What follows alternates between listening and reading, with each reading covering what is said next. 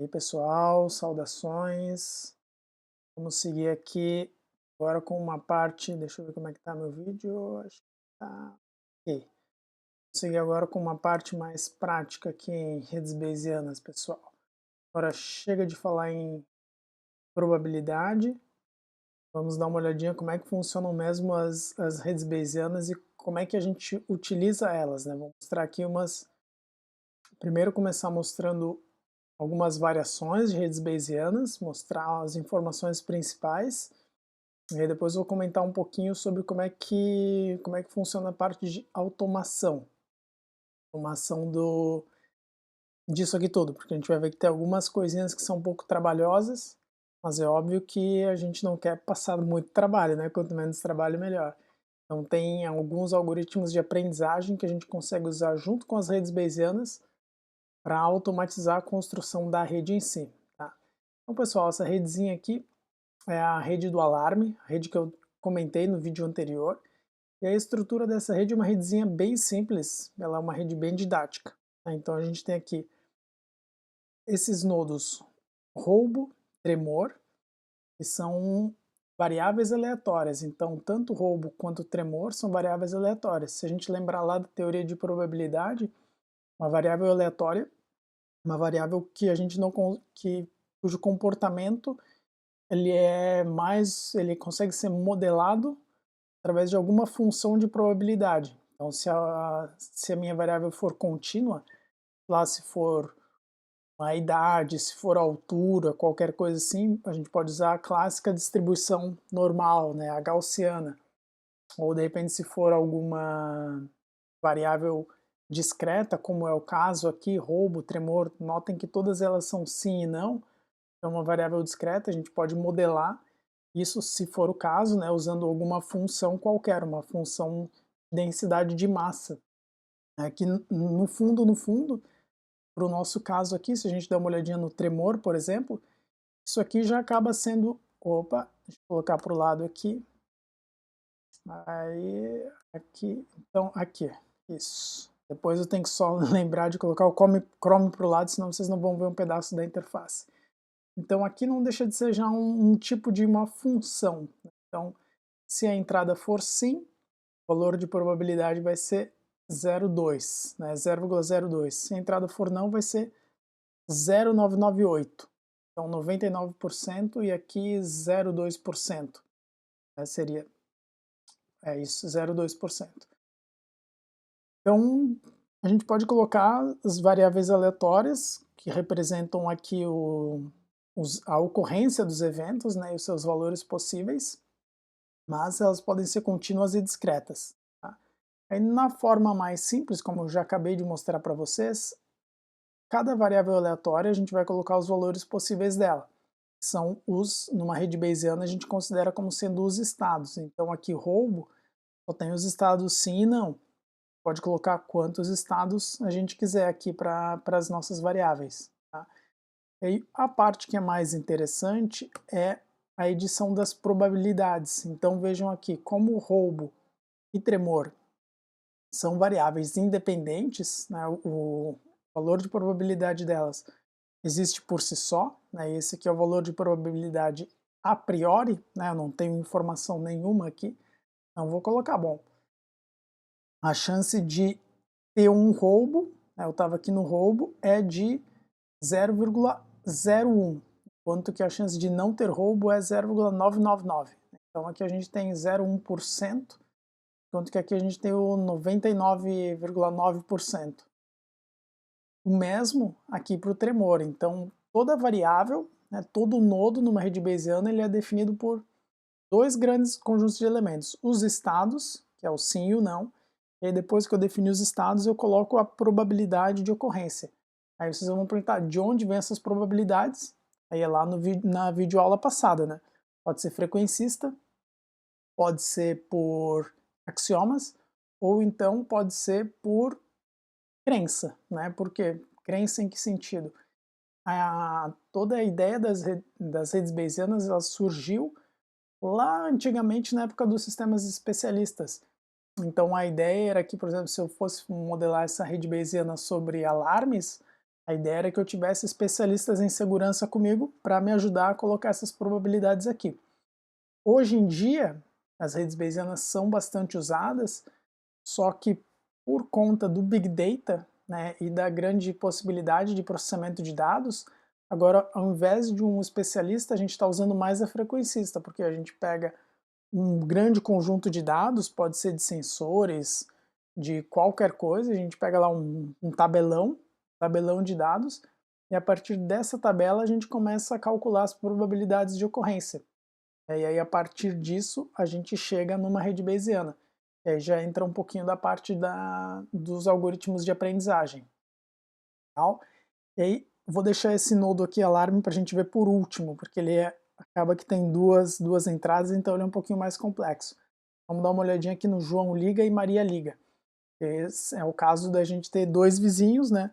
O João, no exemplo aqui, eu acho que o João, ele mora perto do aeroporto, então ele vai, em geral, ele vai se confundir aqui com o barulho do alarme com o barulho de avião ou do próprio aeroporto, então a chance dele não ligar acaba sendo maior aqui.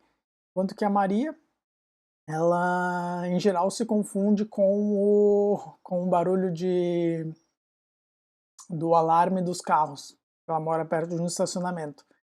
Mas isso não vem ao caso, né? O que vem ao caso é o seguinte, que o nodo Maria liga, essa variável aleatória, ela depende aqui do nodo alarme.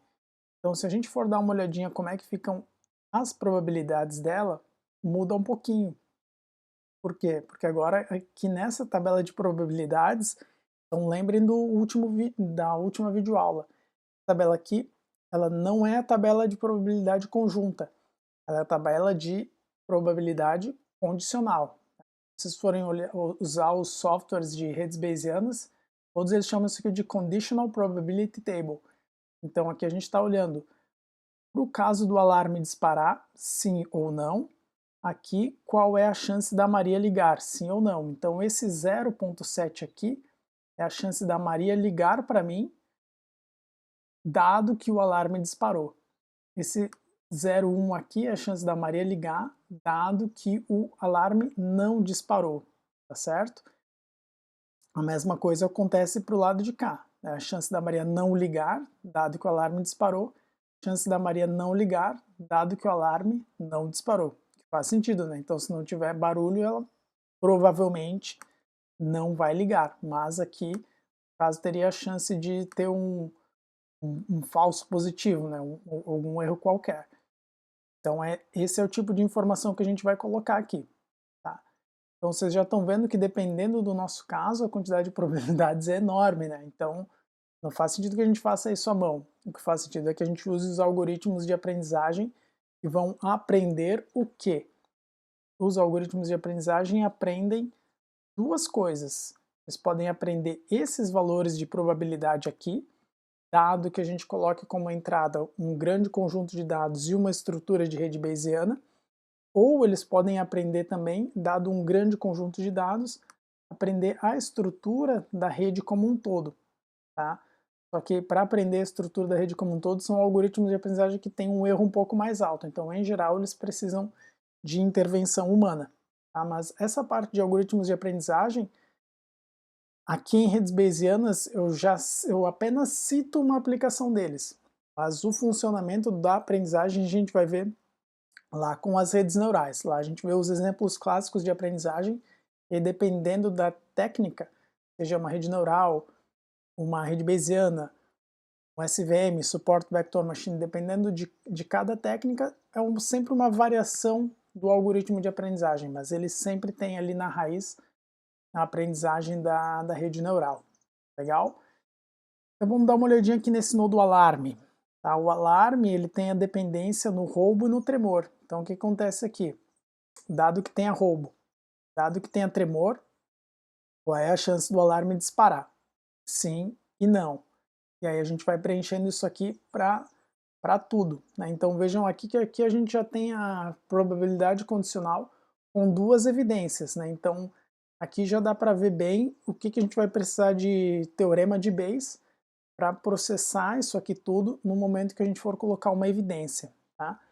Então, nesse editor, né, a gente tem aqui as variáveis que daria para fazer uma analogia com causa, né? Então aqui eu teria duas causas, mas é uma analogia, tá? Isso depende muito do domínio e do uso da rede Bayesiana. Então aqui eu teria causa e aqui eu teria o efeito, mas é uma analogia apenas, tá? Não é isso, a gente não pode afirmar isso numa rede Bayesiana, a gente só está afirmando uma relação de dependência aqui entre as variáveis, ok? Então, legal, aqui a gente conseguiu modelar este conhecimento, né, que é um conhecimento de incerteza, conhecimento de alguma forma de imprecisão e imperfeição da informação.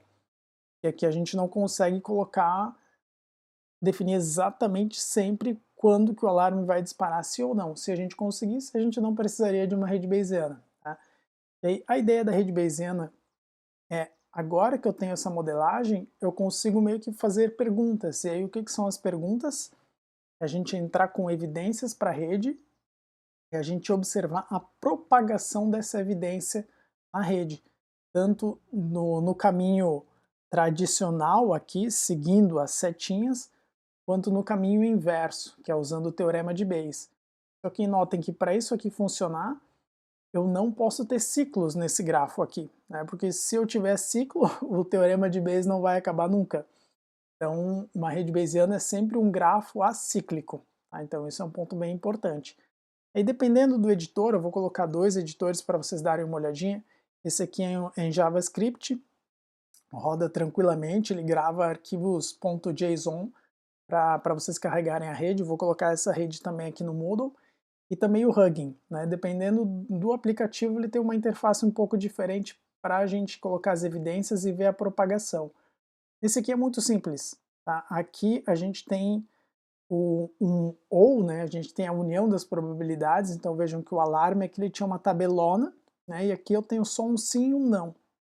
Né? Eu tenho a probabilidade de sim tocar o alarme, dependendo aqui do roubo e do tremor, né? Então a gente tem a probabilidade total aqui.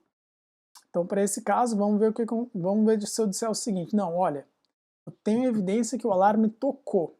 Então, o que acontece? Se eu colocar aqui 100%, basta eu dar um clique duplo, vejam o que aconteceu aqui. Ó. No que eu coloquei 100%, atualizou a probabilidade de todos os nodos, toda a rede Bayesiana. O que aconteceu aqui? A gente colocou uma evidência e aí o próprio motor de inferência foi lá e colocou, olha, aqui é um 100%. Então vamos aplicar o teorema de Bayes com base em todas essas tabelas de probabilidade que a gente tem. E é claro que o teorema de Bayes ele vai fazer sentido quando existe a relação de dependência, né? Então vocês vejam que aqui atualizou, olha, se tocou o alarme, 60% de chance de ter sido um tremor e aumentou um pouquinho a chance de ter sido por causa de roubo, mas tem a chance maior aqui de ter sido por causa de tremor. E a gente tem talvez a gente tenha mais informações, né? Então aqui um exemplo de probabilidade, né, a posteriori, né? Porque eu estou vendo isso aqui depois de ter evidências. E se de repente o alarme tocou e a Maria ligou?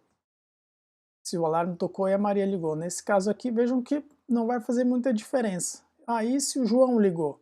Pô, também não mudou muito. Por quê? Porque quem está mais interferindo aqui é o alarme. Agora, se a gente fizer o contrário, vamos dar uma olhadinha aqui o que acontece. Então aqui está a nossa rede original. Agora a Maria telefonou. Vejam o seguinte, ó. Quando a Maria telefonou, provavelmente tem 31% de que o alarme não tinha tocado. Tá? Mas tem uma chance maior do alarme ter tocado. E tem uma chance grande da Maria ter ligado, na verdade chance grande não, quase um meio a meio, né, 40 e 60% de ter sido tremor. Ah bom, e se a Maria ligou e o João também ligou? Vejam, também tem uma atualização em todas as evidências, então se os dois ligaram, quase certo que o alarme tocou e algum desses eventos aqui acabou ocorrendo, mas vejam que a gente não consegue ter certeza se foi por causa de um roubo ou se foi por causa de um tremor. Aí a gente pode se perguntar o seguinte, tá, eu tenho certeza que foi um roubo. Quem que vai ligar? Quem que vai ligar? tem uma chance um pouquinho maior do João ligar, mas mesmo assim é uma chance pequena, ou seja, ninguém nos avisaria, tá? Então ou teria uma chance mais baixa aqui, né, o João talvez nos avisaria. Então essa aqui, pessoal, essa propagação de evidências é a inferência principal, seria o último Rzinho, né, do nosso KRR, a representação de conhecimento e raciocínio.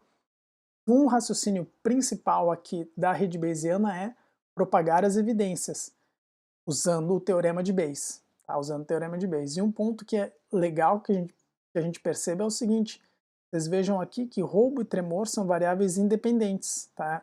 A ocorrência de uma não tem relação nenhuma com a outra.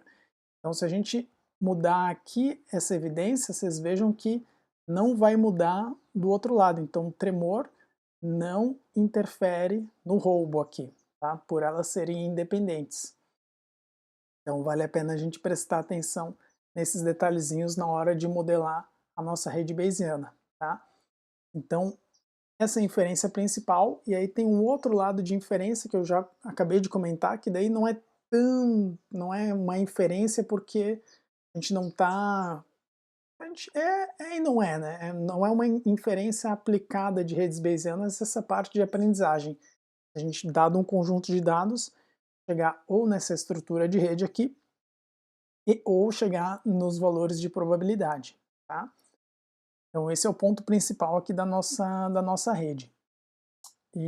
Então deixa eu mostrar mais um exemplinho aqui para vocês. Esse aqui é um pouco diferente, tá? Depois eu vou passar esses links aqui para vocês. Esse aqui é um aplicativo mais industrial de redes bayesianas. Eles têm uma API que já consegue interligar com sensores, tem API Java, C Sharp e assim por diante.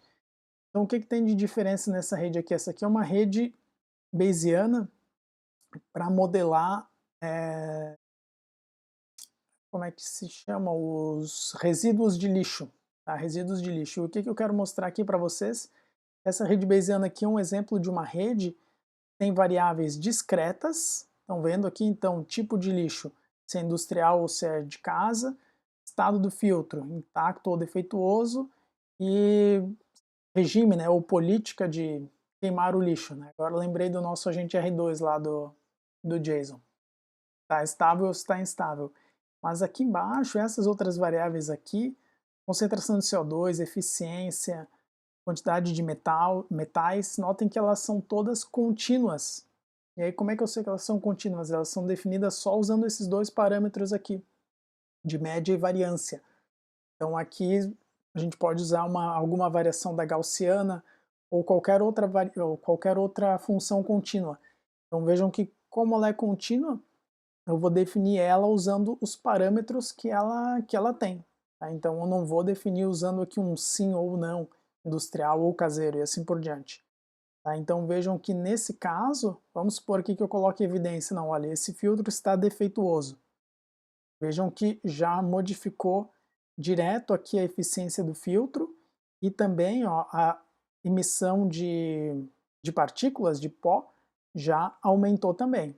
Tá? Já aumentou também aqui, de alguma forma. Vejam que concentração de CO2 e aqui esse lado que é independente, acabou que não mudou nada tendo o tipo de filtro, e é algo que faz sentido, né? Então a política de queimar o lixo e o tipo do lixo não tem nada a ver com o estado do meu filtro, tá? Nem com a eficiência dele. Então tem algo aqui para a gente observar. Bom, como é que eu faria para colocar uma evidência aqui? Aí vai depender de cada domínio, né? Mas para eu colocar aqui no contínuo, a gente vai precisar dar algum valor, né? Porque agora eu não consigo dizer 100% ou 200%, né? É contínuo, tá em um intervalo. Então, de repente, eu poderia colocar aqui eficiência do filtro, sei lá, 1. 1. Então, vou dizer que o meu filtro está muito top. Na verdade, não, muito, ao contrário, né? Quanto mais negativo, mais eficiente, menos ele está deixando passar. No momento que eu coloquei 1 aqui, vejam que a emissão de poeira ali embaixo, ela mais do que dobrou, passou para 7. Aí depois vai afetar também os demais. Vejam aqui, olhem só, tipo de lixo, industrial ou caseiro. Como o meu filtro estava muito deteriorado, provavelmente eu estou lidando aqui com tipo de lixo industrial, tá? E o meu filtro, com certeza, está defeituoso. Então já está na hora de trocar. Um exemplinho aqui de uma rede bayesiana com variáveis discretas e contínuas. E aqui eu tenho mais um exemplo que também está no Bayes Server. Não sei se eu vou conseguir mostrar direito que a minha tela é pequena, mas vocês podem ver que a gente tem um monte de variáveis aqui. E aí agora que a gente está na época do coronavírus, algumas vocês estejam reconhecendo aqui, né?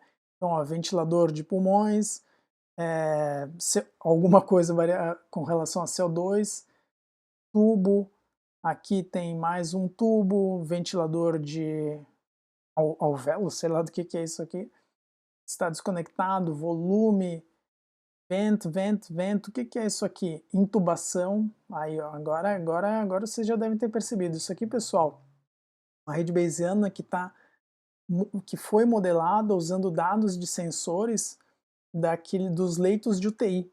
Então, o leito de UTI ele tem tudo quanto é sensor, né? E esses sensores estão ligados lá no paciente.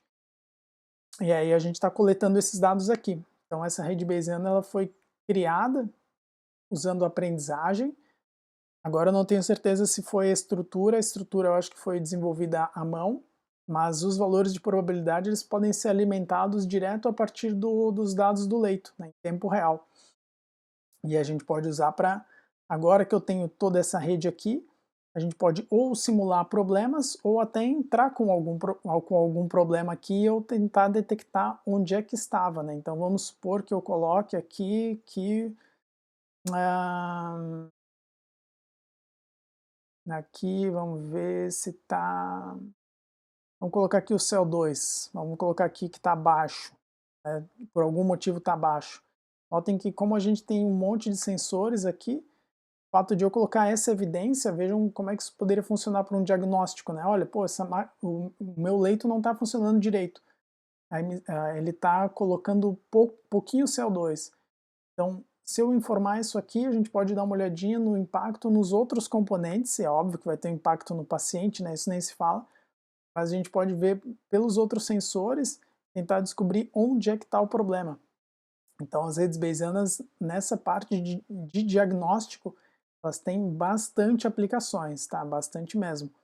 Tem vários sistemas de medicina que usam essa ideia de redes bayesianas para isso, tá? Então, esse exemplinho aqui, depois já vou colocar um link, é um exemplo de uma rede bayesiana que foi desenvolvida a partir de dados de sensores, só para vocês terem uma ideia do que a gente consegue fazer, legal?